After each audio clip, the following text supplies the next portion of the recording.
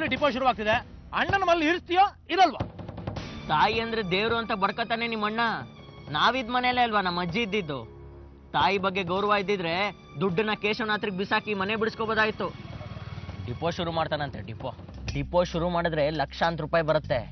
ಗಮನ ಬರೋ ಲಕ್ಷಾಂತರ ರೂಪಾಯಿ ಮೇಲಿದೆ, ತಾಯಿ ಇದ್ದ ಮನೆ ಮೇಲಿಲ್ಲ. ತಾಯಿ ವಿಚಾರವಾಗಿ ಅಣ್ಣನ ಬಗ್ಗೆ ಅಧಿಕ ಪ್ರಸಂಗ ಮಾತಾಡ್ಬೇಡ. ತಾಯಿ ಅಂದ್ರೆ ಪ್ರೀತಿ ಅನ್ನೋ ನೀವು, ಅವ್ರ ಸುದ್ದಿ ಎತ್ತಿದ್ರೆ ಕಣ್ ತುಂಬ್ಕೊಂಡು ಗೋಳಾಡೋರು ನೀವು. ಲಕ್ಷ, ಡಿಪೋ, ವ್ಯವಹಾರ ಅಂದ ತಕ್ಷಣ ಕಣ್ಣೀರ್ ನಿಲ್ಸ್ಬಿಟ್ರಿ.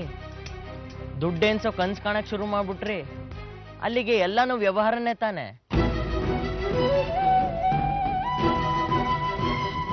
ಅಂತವ್ರ ಸಹವಾಸನೇ ಬೇಡ. ಹೆತ್ತ ಅಪ್ಪ ಅಮ್ಮನ ಬಗ್ಗೆ, ಕುಟುಂಬದ ಬಗ್ಗೆ ನೀನು ತೋರಿಸ್ತಿರೋ ಗೌರವ ನೋಡಿದ್ರೆ ನನಗೂ ಅನಿಸ್ತಿದೆ ನಿನಗೆ ನಮ್ಗಳ ಜೊತೆ ಬದುಕೋ ಯೋಗ್ಯತೆ ಇಲ್ಲ. ಹೋಗಲೇ.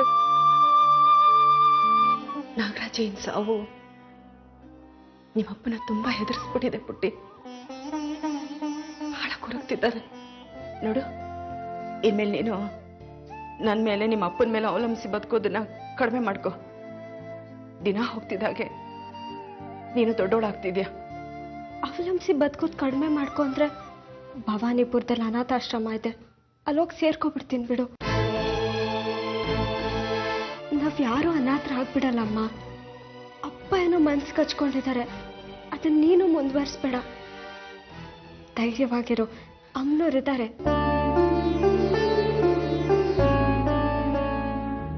ಅಪ್ಪ ಅಮ್ಮನ ಆಯುಸ್ ಎಷ್ಟಿದೆ, ಅವ್ರು ಎಷ್ಟು ದಿನ ಬದುಕಿರ್ತಾರೆ ಅಂತ ಹೇಳಮ್ಮ. ನಿನ್ ಕಾಲಿಗೆ ಬೀಳ್ತೀನಿ.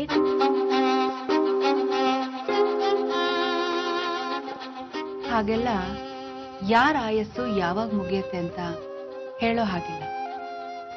ಸೃಷ್ಟಿ ರಹಸ್ಯ, ನಾನು ಅದನ್ನು ಕಾಪಾಡಬೇಕು. ಅದು ನನ್ನ ಜವಾಬ್ದಾರಿ. ಅವ್ರು ಎಷ್ಟು ದಿನ ಬದುಕಿರ್ತಾರೆ ಅಂತ ಹೇಳು. ಹೊರಗಡೆ ಹೋಗೋ ಹಿಂದಿನ ದಿನ ನಾನು ವಿಷ ಕುಡ್ಬಿಟ್ಟು ಮಲ್ಕೋಬಿಡ್ತೀನಿ.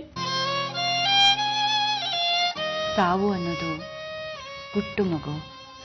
ಮತ್ತೆ ಹೇಗಿರ್ಲಿ ನನ್ನ ಅಪ್ಪ ಅಮ್ಮ ಇಲ್ದೆ? ನಿಮ್ಮ ಅಪ್ಪ ಅಮ್ಮ ಅವರಪ್ಪ ಅಮ್ಮನ ಬಿಟ್ಟು ಬದುಕ್ಲಿಲ್ವಾ? ನಿನಗೆ ಜನ್ಮ ಕೊಡ್ಲಿಲ್ವಾ?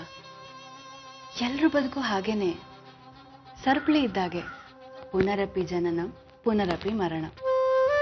ನೀನ್ ಚಿಂತೆ ಮಾಡಬೇಡ ಮಗು. ಇಲ್ಲಿ ಯಾರು ಚಿರಂಜೀವಿಗಳಲ್ಲ. ಬದುಕನ್ನ ಎದುರಿಸೋ ಹಾಗೆ ಸಾವನ್ನ ಸ್ವೀಕರಿಸೋ ಧೈರ್ಯ ತಂದ್ಕೋಬೇಕು. ಭೂಪಾಲು, ಗರಿಕೆ ದರ್ಬೆ ತಗೊಂಡ್ಬೋಗು. ನಿಮಗಿಂತ ಸಣ್ಣ ಪುಟ್ಟ ತಿತ್ತಿ ಮಾಡೋ ಪುರೋಹಿತರು ಎಷ್ಟೋ ವಾಸಿ. ಒಂದ್ಸಲ ಸಾಮಾನ್ ಲಿಸ್ಟ್ ಕೊಟ್ಬಿಟ್ರೆ ಮತ್ತೆ ಬೇಕು ಅಂತ ಕೇಳೋದಿಲ್ಲ. ನಾನು ನೋಡ್ತಾನೆ ಇದ್ದೀನಿ, ಈ ಮಂಡಲ ಸುತ್ತ ನಾವ್ ಯಾರು ಹೆಚ್ಚಿಗೆ ಒತ್ತು ಇಲ್ದಿರೋ ತರ ನೋಡ್ಕೋತಾ ಇದ್ದೀರಾ. ಯಾಕೆ ಹೇಳಷ್ಟು ನಮ್ಮನ್ನ ಪ್ರಶ್ನೆ ಮಾಡೋದಕ್ಕೆ, ನಮ್ಮ ಕೆಲಸದ ಬಗ್ಗೆ ಅನುಮಾನ ಪಡೋದಕ್ಕೆ ನೀನಿನ್ನು ಎಳಸು. ವಸಂತ, ಕರಿ ಕೇಶವನಾಥನ್ನ. ಅಪನಂಬಿಕೆ ಇರೋ ಕಡೆ ನಾನಿಲ್ಲ. ಇರಿ, ದಯವಿಟ್ಟು ಕ್ಷಮಿಸಿ. ನಾನು ಚಿಕ್ಕ ವಯಸ್ಸಿನಿಂದಲೂ ಹೀಗೆ. ಯಾರಾದ್ರೂ ನನ್ನ ಬಗ್ಗೆ ಅನುಮಾನ ಪಟ್ಬಿಟ್ರೆ ತಟ್ ಅಂತ ತಿರುಗಿ ಬಿಟ್ಬಿಡ್ತೀನಿ. ದ್ಯಾಸಬಲ ತಪ್ಪಾಗೋಯ್ತು, ತರ್ತೀನಿ ದರ್ಬೆ.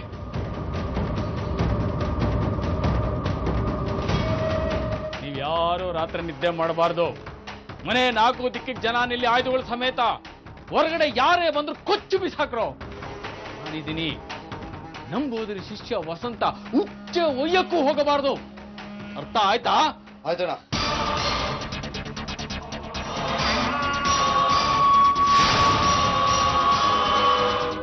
ನಾನು ಸ್ವಲ್ಪ ಕೊಳಕ್ಕೆ ಹೋಗಿದ್ದು ಬರ್ತೀನಿ. 54,000 ಗಾಯತ್ರಿ ಜಪ ಮುಗೀತು.